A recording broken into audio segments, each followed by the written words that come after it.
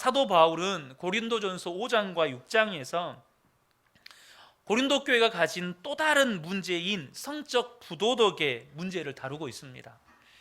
정확하게는 이 교회의 거룩함과 순결함을 손상시키고 또 교회의 권세와 영적인 활력과 성령의 역사를 억제하고 복음과 기독교 신앙이 비판받게 만드는 이 성적 부도덕의 문제를 교회가 어떻게 다루어야 하는지에 대한 이야기를 하고 있는 겁니다. 우리가 고린도라고 하는 도시의 배경을 나누면서 이 도시가 음란에 사로잡혀 있는 항구 도시인 것을 나누었습니다. 이 고린도 교회의 성도들은 직간접적으로 이 성적 부도덕에 오염되지 않을 수가 없습니다. 그러다 보니 이 고린도 교회의 성도들은 이 교회 내부에 있는 성적 탈선이나 이 부도덕함에 대해서 안이하게 묵인함으로써 기독교적인 입장을 타협하려는 유혹을 매우 강하게 받았을 것입니다. 왜냐하면 자기 자신도 그런 배경을 가지고 있으니까. 이 시대에도 고린도 교회와 마찬가지로 성적 부도덕과 탈선이 교회 안에 침투해 있는 것들을 우리는 심심치 않게 뉴스나 또 직간접적으로 접하게 됩니다. 이것은 젊은 세대들 사이에서는 더욱 심각합니다. 심지어 사역자들 안에서조차 이 부분에 대한 분명한 성경적 기준을 가지지 못한 이들도 많습니다. 여러분, 제가 한 10여 년 전에, 10여 년 전도 아닌데 제가 사역 초창기 때 벌써 이제 한 15년 정도 됐겠네요. 청소년부 아이들을 데리고 캠프에 참여를 했었는데 거기에 이렇게 그 소그룹 강의가 있었습니다. 수천 명이 모이는 캠프다 보니까. 근데 그때 제 아내는 거기에 청소년 성교육 강의에 들어갔습니다. 근데 거기에는 리더십들, 청소년 사역자들을 대상으로 하는 강의였기 때문에 대부분 사역자들 내지는 청소년부 담당 교사들이 있었습니다. 그런데 그 청소년부를 섬기는 교사들 안에서조차도 혼전 동거 혹은 혼전 성관계를 성경적으로도 문제가 없다라고 생각하는 사역자들이 있었습니다. 충격이죠. 고린도 교회의 성적 부도덕, 성적 탈선이 무엇입니까? 고린도전서 5장 1절에 보면 너희 중에 심지어 음행이 있다 하는 함을 들으니 그런 음행은 이방인 중에서도 없는 것이라 누가 그 아버지의 아내를 취하였다 하는도다. 어떤 사람이 아버지의 아내를 취하였다는 것입니다.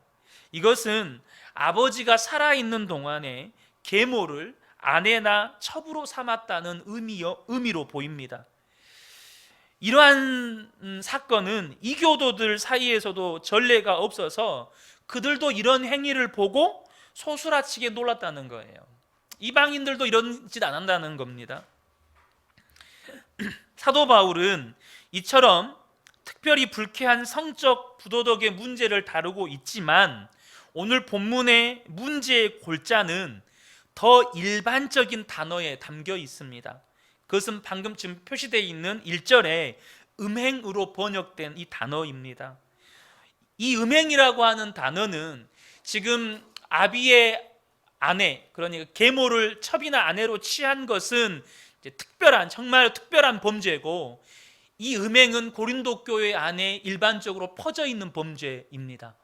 그런데 이 음행의 의미가 뭐냐면 매춘부들에게 다니다라는 의미입니다. 고린도에는 아프로디테 신전의 여사제들이 신성한 매춘부로 여겨졌고, 그러한 분위기 속에서 이 음행이라고 하는 관행은 고린도라고 하는 도시에 만연해 있었습니다. 그래서 이 음행이라고 하는 단어는 일관되게 신약 성경에서 사용하는 단어이고, 기독교적인 기준, 성경적인 기준을 범하는 그 기준에서 넘어가는 모든 유형의 성범죄를 의미하는 겁니다. 그럼 성경이 말하는 정상적인 성의 범위는 어디입니까? 한 남자와 한 여자가 한 몸을 이룬 이 부부 관계에서만 허락된 것이 성경적인 성입니다. 이것을 벗어난 모든 형태의 성행위는 다 음행이라는 겁니다. 그런데 교회사를 보면, 우리 교회 역사를 보면 강력한 이 성적 부도덕 내지는 탈선이 바로 사단의 도구였다는 거예요. 교회와 성도들의 영적인 활력과 성령의 역사를 억제하는 이 사단이 자주 활용하는 전술 중에 하나가 이 음행이었다고 하는 것입니다. 그런데 본문을 보면요, 사도 바울이 주로 관심을 갖는 건 지금 고린도 교회 안에서 일어나고 있는 이 특별한 이 성적 부도덕 자체가 아니고, 지금 고린도 교회 성도들이 음행에 대해서 대처하는 바로 무감각하고 교만한 태도를 말하고 있어요. 그 죄 자체를 지금 뭐라고 하는 것보다 더 무게를 두는 건 뭐냐면, 그런 죄악들이 그런 음행들이 만연하고, 또 심지어 그렇게 심각한 죄악이 교회 안에 벌어졌음에도 불구하고 그것에 대해서 영적으로 무감각하게 반응하는 교만한 태도라는 거예요. 2절 상반절에 보세요. 그리하고도 너희가 오히려 교만하여져서 어찌하여 통한이 여기지 아니하고, 그 죄에 대해서 교회가 그 지경의 음행의 죄악을 범하고 있는 것에 대해서 마음으로 슬퍼하지 않는 것, 그것을 죄로 여기면서 마음으로 슬퍼하지 않는 것, 회개하지 않는 것, 그것을 영적인 교만이라고 말하고, 그것에 대해서 영적인 무감각에 빠져 있는 것에 대해서 사도 바울은 이야기하고 있는 거예요. 사랑하는 성도 여러분, 우리가 그리스도인으로 살아갈 때 정말로 무섭고 두려워해야 하는 것이 무엇인지 아십니까? 여러분, 죄 짓는 것보다 더 무서운 건 죄에 무감각해지는 겁니다. 죄를 짓고 있는데 그것을 죄로 여기지 않고 거기에서 돌이키지 않는 것이 정말로 무섭고 두려운 것이에요. 사도 바울은 지금 고린도 교회가 이 음란의 죄를 죄로 여기고 그것을 성경적으로 바르게 다루어야 하는 이 영적인 감각이 없는 것에 대해서 심각하게 느끼는 것입니다. 이러한 죄에 대한 무감각, 성적 부도덕으로 인해서 기독교를 반대하는 자들이 기독교의 주장을 비난하고 무시할 만한 강력한 이유를 얻게 되는 거예요. 지금 코로나 사태 때문에 지금 별로 사회적으로 이슈가 되지는 않고 있지만, 여러분 지금 교회 내부에서는 열심히 지금 이것들을 확산시키고 있습니다. 차별금지법 반대. 저는 오늘도 그것과 관련된 어떤 이정훈 교사님의 강의를 좀 몇 편 들었는데요. 여러분, 근데요, 지금 동성애 반대를 외치는 그 이정훈 교수님의 강의 중에 이런 말씀이 있었어요. 교회가 열심히 동성애 반대를 외치는데 왜 그것이 이 사회 사람들에게 설득력이 없는지 아세요? 동성애 반대를 외치는데 그것이 세상에 설득력이 없고 세상에 영향력이 없어요. 그 이유가 뭐냐면 교회가 또 다른 죄들에 대해서 허용하고 있기 때문이에요. 교회가 성적인 부분에 있어서 문란하기 때문이에요. 문란하다는 표현이 좀 극단적일 수 있지만, 동성애만 그럼 죄냐? 목사들이나 똑바로 살아라. 지금 신문지상에 심심하면 드러나는 것이 여러분 목사들의 성범죄, 교회 지도자들의 성범죄, 교회 안에 이 물질의 문제, 교회 내부의 법적 다툼의 문제가 잊을만 하면 한 건씩 뻥뻥 터져요. 그러니까 우리가 동성애 반대를 외쳐도 이미 교회 안에 만연해 있는 다른 죄악들 때문에 우리의 말이 저들에게 설득력이 없고 영향력이 없는 거예요. 사도 바울은 이 교회의 거룩함과 순결함을 손상시키고 교회의 권세와 영적인 활력과 성령의 역사를 억제하고 복음과 기독교 신앙이 비판받게 만드는 이 성적 부도덕의 문제를 다룸에 있어서 세 가지 필요를 강조합니다. 이것이 5장과 6장에 걸쳐서 나누는 이야기예요. 그래서 앞으로 이 5장, 6장을 나누면서 계속해서 이 부분에 대한 이야기를 하게 될 것 같습니다. 그 세 가지는 뭐냐면 첫 번째는 징계예요. 두 번째는 분명한 확신. 그리고 세 번째는 정결입니다. 이 성적 부도덕의 죄를 다루는 데 있어서 필요한 세 가지: 징계와 분명한 확신과 그리고 정결. 사도 바울은 이 첫 번째로 이 음란의 죄를 지은 성도에 대해서 단호하게 징계할 것을 역설합니다. 고린도전서 5장 2절 하반절을 보면 그 일 행한 자를 너희 중에서 쫓아내지 아니하였느냐. 왜 그 성도를 교회 가운데 그대로 방치하면서 이 지경이 될 때까지 내버려 두었느냐라고 지금 고린도 교회를 책망하고 있어요. 여러분, 오해해서 듣지 않으시길 바랍니다. 지금 그 일 행한 자를 너희 중에서 쫓아내라는 거예요. 여러분, 믿고 예배하는 교회 공동체 밖으로 내보내야 한다는 거예요. 이것은 출교를 말하는 것입니다. 성만찬에 참여할 수 없고 따라서 주님의 몸된 교회 공동체에서 완전히 소외되는 거예요. 여러분, 어떻게 들으십니까? 말씀을 처음에 준비할 때 저도 거부감이 들더라고요. 너무 냉정해 보이고 자비가 없어 보이는 철저한 징계 아닙니까? 그런데 먼저 우리가 알아야 될 것은 고린도 교회에서 일어난 이 성적 부도덕의 죄는 단 한 번의 실수이거나 탈선이 아닙니다. 그냥 단 한 번, 어쩌다 한 번 사람이 유혹에 넘어가서 범한 실수가 아니라는 거예요. 이미 그 사람의 삶이고 이미 그 사람의 삶에 그냥 뿌리 내려 있는 죄라는 거예요. 그런데도 여러분 어쩌십니까? 교회에서 출교할 것을 명하는 사도 바울의 징계가 냉정하고 자비가 없이 느껴지지 않습니까? 그리고 여러분, 거기에는 이유가 있어요. 왜 그럴까요? 우리가 하나님을 알아가고 배우고 할 때 지나치게 하나님의 사랑만 강조하고 또 그것이 경험되어 왔기 때문이에요. 사실 오늘 우리가 불렀던 찬양도 다 하나님의 사랑에 관련된 찬양이에요. 하나님의 사랑에 관련된 찬양. 여러분, 찬양 중에 하나님의 공의에 관련된 찬양 여러분 얼마나 들어보셨습니까? 이게 잘못됐다 이걸 말하기에 앞서 뭘 말씀드리고 싶냐면, 우리가 하나님을 배워가고 알아갈 때 하나님의 사랑을 너무나도 강조한 나머지 우리의 신앙이 불균형적으로 자라왔다는 거예요. 우리는 그 십자가가 하나님의 사랑이 입증된 장소로 우리는 받아들입니다. 십자가로 하나님의 사랑이 입증되었어. 그러나 그것만 알고 있다면 우리의 신앙은 왜곡된 신앙이에요.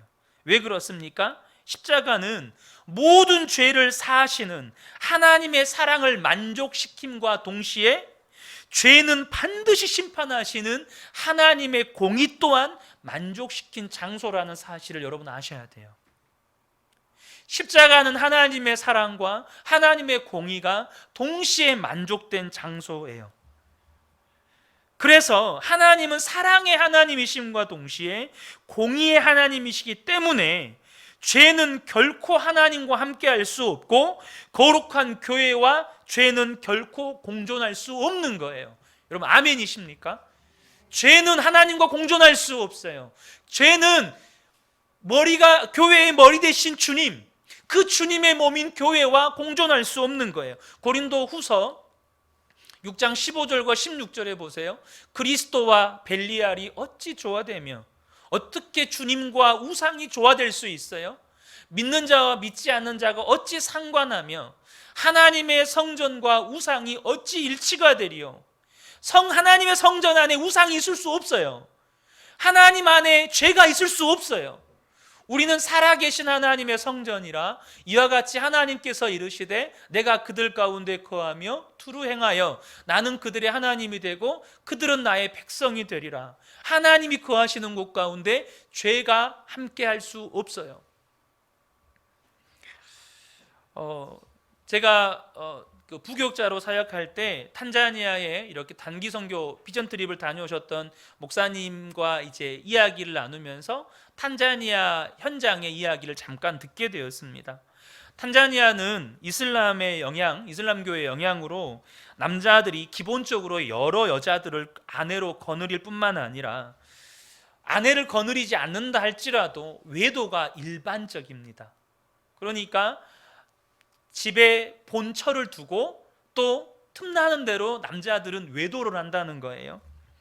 그런데 그런 탄자니아에서 남자들이 예수를 믿고 이제 주님께로 돌아올 때 그 가운데 신실한 자들을 교회의 장로로 세우는데, 장로로 세울 때 반드시 해야 될 일이 있습니다. 그게 뭐냐면 아내들을 본처 하나만을 제외하고 싹 관계를 끊는 겁니다.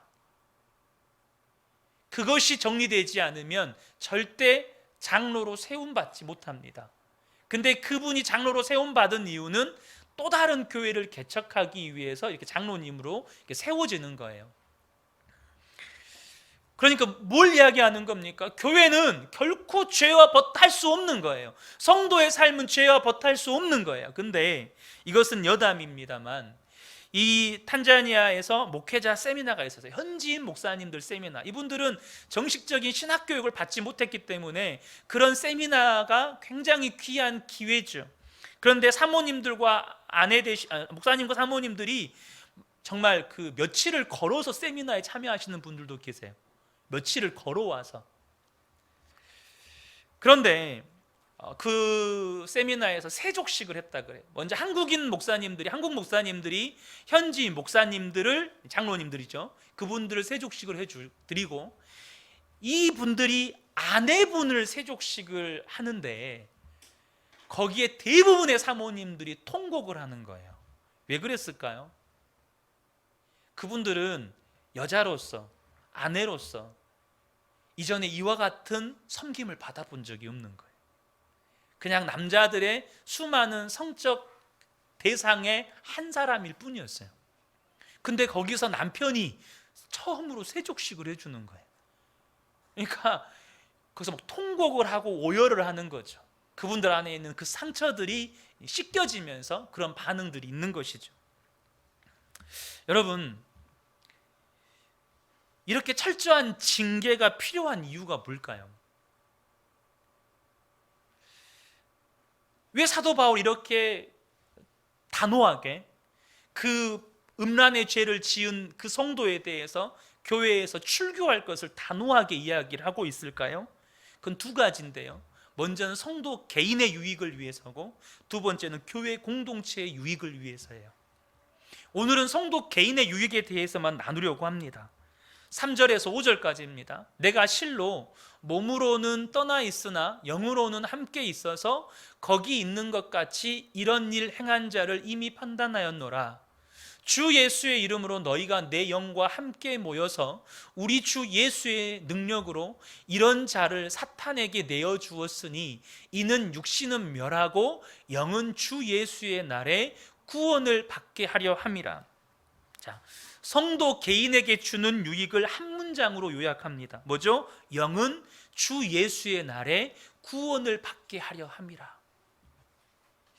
여러분, 이미 아버지의 아내를 자신의 첩이나 자신의 아내로 삼았다는 건 어떤 상태겠어요? 지금 이 사람의 영적 상태 내지는 그 사람의 마음의 상태가. 근데 주님은 이 사람을 교회 밖으로 출교시켜야 되는 이유, 사도 바울은 이 사람을 교회 밖으로 쫓아내야 되는 이유가 주님 다시 오시는 날에 그 영이라도 구원받게 하려고, 그 영혼이라도 구원받아야 하니까. 여러분, 징계가 범죄한 성도에게 주는 유익이 주 예수의 날에 그 영혼을 구원받게 한다는 거예요. 하나님이 보시기에 어떤 사람이 궁극적인 구원을 얻기 위해 이 생에서 고난당하는 것이 옳고 유익하다면 그렇게 되도록 해야 한다는 거예요. 하나님의 입장에서 영원히 구원받을 수 있다면, 영원한 지옥 형벌 가운데 들어가지 않을 수만 있다면 그렇게 하기 위해서 이 땅에서 고난을 받아야 된다면 그렇게 고난 받게 내버려 둬야 된다는 거예요. 보실까요? 마태복음 18장 8절에서 9절입니다. 만일 네 손이나 네 발이 너를 범죄하게 하거든 찍어내 버리라. 장애인이나 다리 저는 자로 영생에 들어가는 것이 두 손과 두 발을 가지고 영원한 불에 던져지는 것보다 나으니라.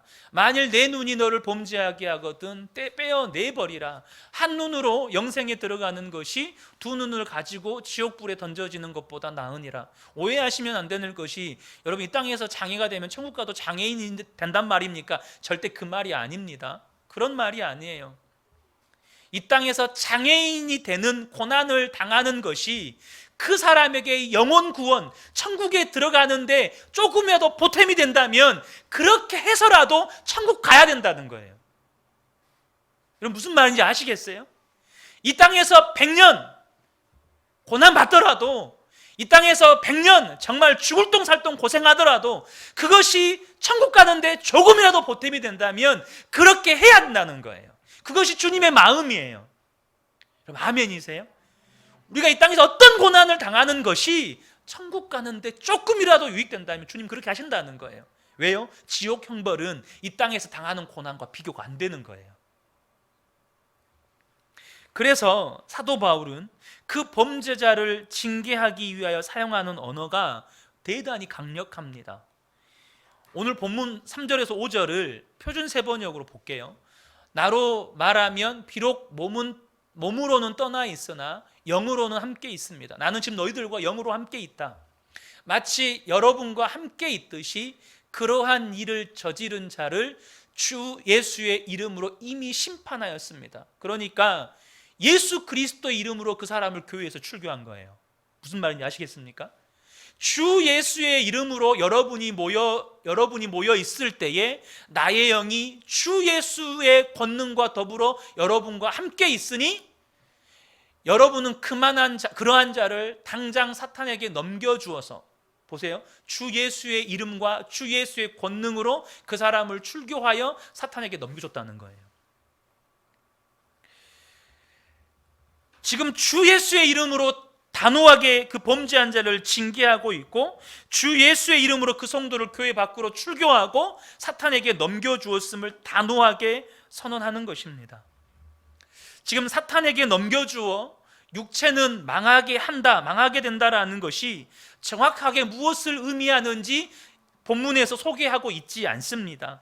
하지만 성경 곳곳에서 교회를 어지럽히고 교회를 문란하게 만들었던 사례들을 보면 그것이 아나니아와 삽비라와 같이 생명을 거두어 가시는 것일 수도 있고, 여러분 이 인물들은 잘 모르실 거예요. 후메네오와 알렉산더와 같이 일시적으로 육체적인 처벌을 받게 하는 것일 수도 있어요. 디모데전서 1장 19절에서 20절 보면 후메네오와 알렉산더라는 인물이 소개됩니다. 어떤 이들은 이 양심을 버렸고 그 믿음에 관하여는 파선하였느니라. 그 가운데, 그러니까 신앙의 양심, 믿음을 떠나버린 자들, 그 가운데 후메네오와 알렉산더가 있으니 내가 사탄에게 내준 것은 뭔 말이에요? 교회에서 출교시켰다는 거예요. 예수의 이름으로 그들을 교회에서 쫓아냈다는 거예요. 근데 그 이유가 뭐죠? 그 목적이 뭐죠? 그들로 훈계를 받아 신성을 모독하지 못하게 하려 함이라. 이 부분에 대해서는 좀 더 뒤에 더 나눌게요. 단지 출교 자체가 목적이 아니었어요. 교회에서 쫓아내는 게 목적이 아니었어요. 더 이상 더 악한 죄 가운데 빠지지 못하게 하려고 이걸 한 거예요. 하나님의 백성, 교회 공동체의 보호를 받고 그 공동체에서 영적인 은혜의 특권을 지녔던 사람이 그 안전하게 거하던 이 교회 공동체에서 출교당했을 때 여러분 무슨 일을 겪게 될까요? 그 사람이 비록 범죄함으로 인해서 교회에서 출교시켰지만 여러분 교회 공동체에서 출교를 당하는 그 개인에게 어떤 일이 일어날까요? 크게 두 가지 부분에서 여러분 우리가 보셔야 돼요. 첫 번째는 뭐냐면 영적인 취약함에 빠지게 된다는 거예요.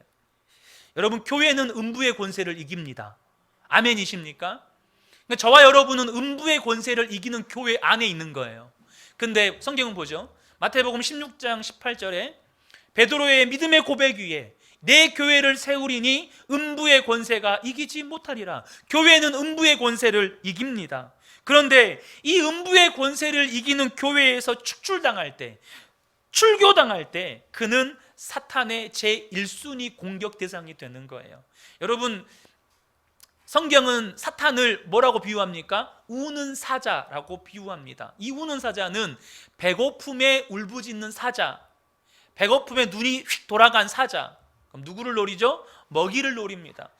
여러분, 사자들이 먹이를 노릴 때 주로 어떤 먹이를 노립니까? 무리에서 이탈된 자를 노립니다. 무리에서 이탈된 먹이를 노려요. 마찬가지로 교회 공동체에서 출교를 당한 성도는 사단의 제1순위 공격 대상이 되는 거예요. 창세기 4장에 보면 범죄한 가인을 하나님께서 에덴 동산에서 쫓아내십니다. 아담의 가정, 이 교회 공동체 안에서 쫓아내세요. 근데 가인에게 두려움이 온 거예요. 어떤 두려움입니까? 너는 땅에서 피하여 유리하는 자가 되리라. 가인이 여호와께 아뢰되 내 죄벌이 지기가 너무 무거우니이다. 주께서 오늘 이 지면에서 나를 쫓아내시온즉 내가 주의 낯을 배웁지 못하리니 내가 땅에서 피하며 유리하는 자가 될지라. 무릇 나를 만나는 자마다 나를 죽이겠나이다. 그럼 그때 사람이 없었어요. 가인의 때에 가인 말고 아담과 하와와 그 가인, 아벨은 죽었으니까 없었어요. 나를 만나는 자마다 나를 죽이겠나이다. 이 말이 뭔 말이에요? 모든 공격에 노출되는 거예요.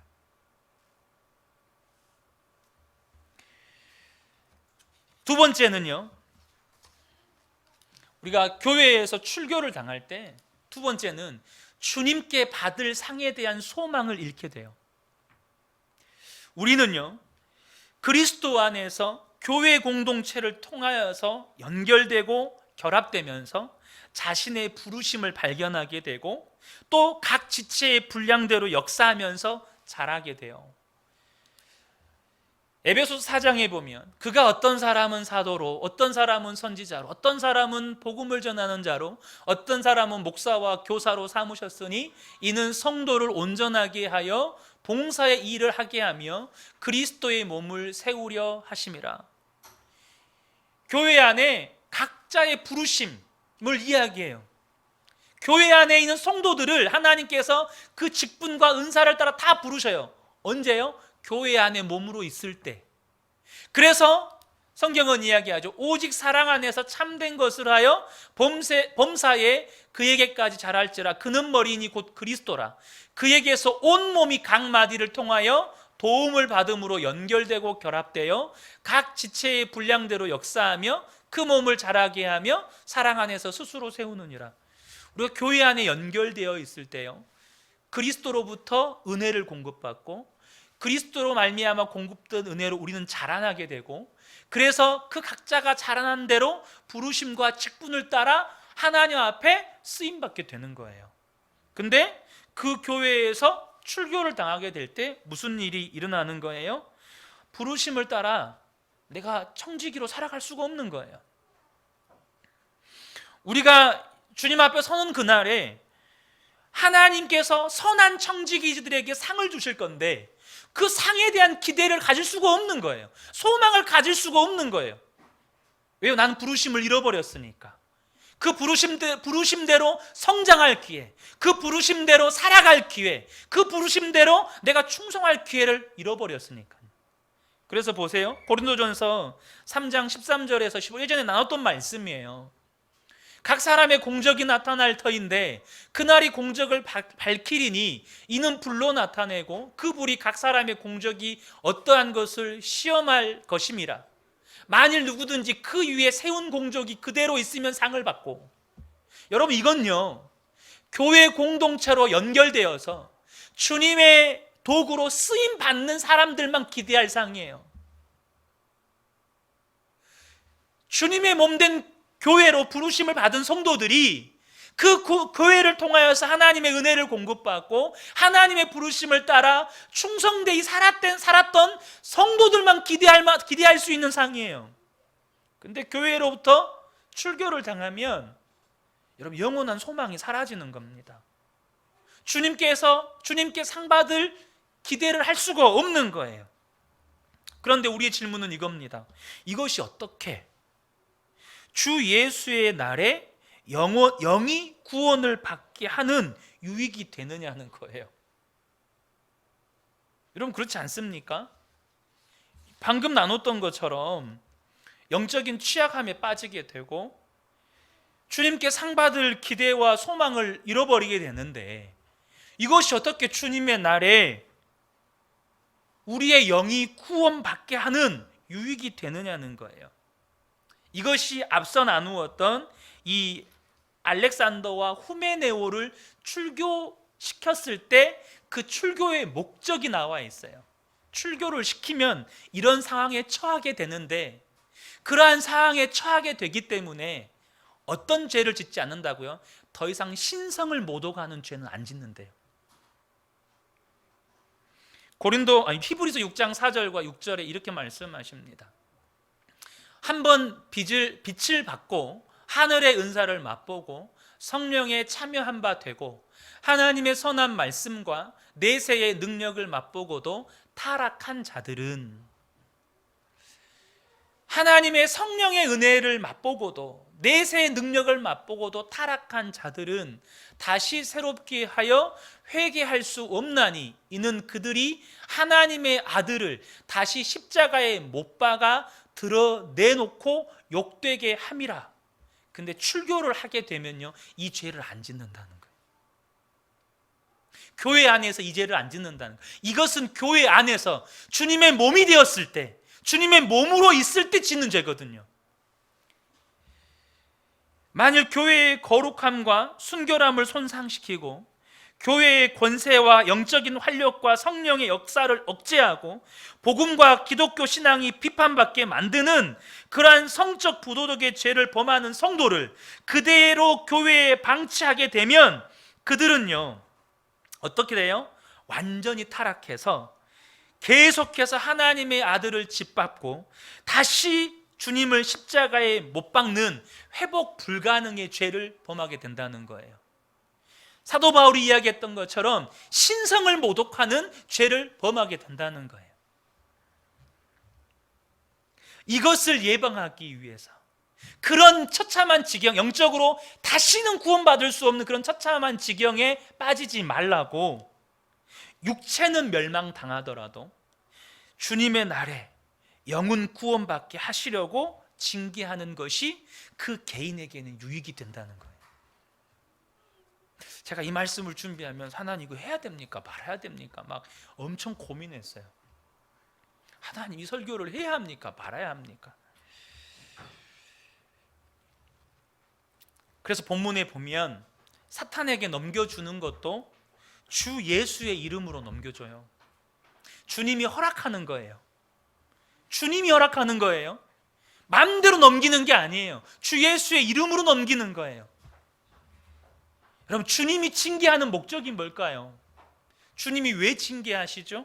여러분 잘 아시잖아요. 히브리서 12장 6절에서 8절입니다. 주님께서는 사랑하시는 사람을 징계하시고 받아들이시는 아들마다 채찍질하신다. 징계를 받을 때에 참아내십시오. 하나님께서는 자녀에게 대하듯이 여러분에게 대하십니다. 아버지가 징계하지 않는 자녀가 어디 있겠습니까? 모든 자녀가 받는 징계를 여러분이 받지 않는다고 하면 여러분은 사생아이지 참 자녀가 아닙니다. 육신의 아버지는 잠시 동안 자신들의 생각대로 우리를 징계하였지만 하나님께서는 우리를 자기의 거룩하심에 참여하게 하시려고 우리에게 유익이 되도록 징계하십니다. 여러분, 이렇게 징계를 해서라도 육체는 이 땅에서 사탄의 먹이가 되어서 사탄의 밥이 되어서 육체는 멸망당하는 것 같은 삶을 살더라도 그 영혼만큼은 구원케 하시려고 주님은 그렇게 교회에서 쫓아내신다는 거예요.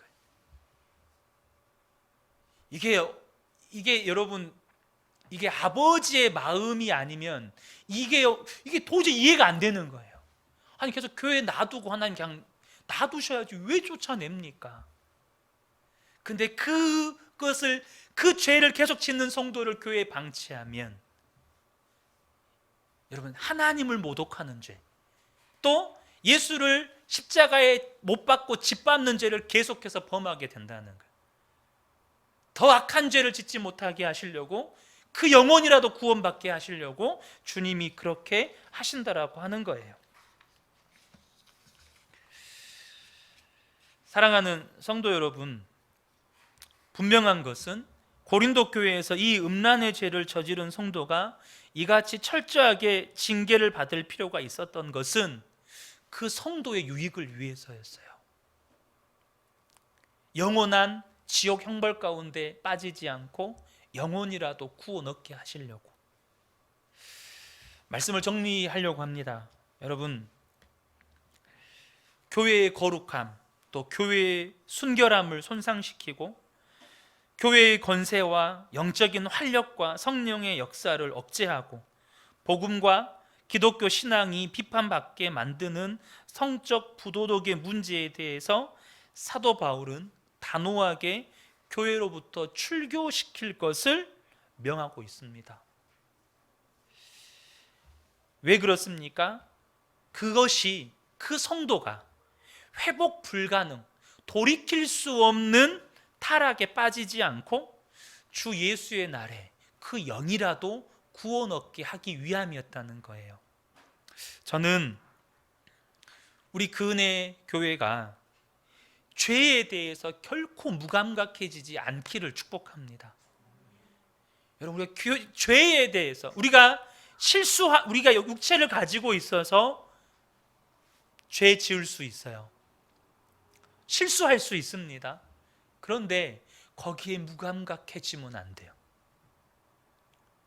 거기에 무감각해져서 죄가 죄인지도 모르고 돌이킬 줄도 모르고 회개할 줄도 모르고 계속해서 그 자리에 머물러 있고, 심지어 교회는 그것에 대해서 아무것도 다루지 않고 그냥 방치하고 있는, 그래서는 안 된다는 거예요. 저는 우리 근혜교회 성도님들이 하나님의 사랑을 경험한 만큼 죄에 대해서 결단코 용납하지 않으시는 하나님의 공의에 대해서도 저와 여러분이 경험해 가시기를 축복합니다. 우리는 하나님을 사랑하지만 하나님을 두려워해야 돼요. 우리는 하나님을 사랑함과 동시에 하나님을 경외해야 해요. 그래서 우리는요, 두렵고 떨림으로 계속해서 구원을 이루어가는 거예요. 우리가 섰다고 생각할 때 넘어질 수 있다는 걸 명심하셔야 돼요. 사도 바울의 두려움이 뭐였어요? 다른 사람들은 구원하고 자신은 버림받은 자가 될까 봐 끊임없이 여러분 몸부림쳤어요. 사도 바울의 두려움, 다른 사람들은 다 주님께로 인도하고 자신은 범죄함 가운데 빠져서 하나님께 버림받은 자가 될까 봐 두려워했던, 여러분 성경에 13권을 사도 바울이 기록합니다. 그런 사도 바울조차도 자신이 하나님으로부터 버림받을 것에 대해서 두려워하고 있었어요. 여러분, 우리 안에 죄 짓는 것에 두려워하셔야 돼요. 죄에 무감각해지는 것에 두려워하셔야 돼요. 교회가 죄를 허용하고 용납하는 것에 대해서 두려워하셔야 돼요. 그래서 우리 근혜교회가, 또 우리 모든 성도님들이 정말 하나님을 경외함으로 두렵고 떨리는 마음 가운데 우리의 구원을 이루어가는 거예요. 저는 우리 근혜교회 모든 성도님들이요, 정말 죄에 대해서 하나님의 시각으로 바라보고 하나님의 관점에서 반응해 가시고 그 믿음 위에 걸어가시는 저와 여러분들 되시기를 주님의 이름으로 축복합니다. 아멘.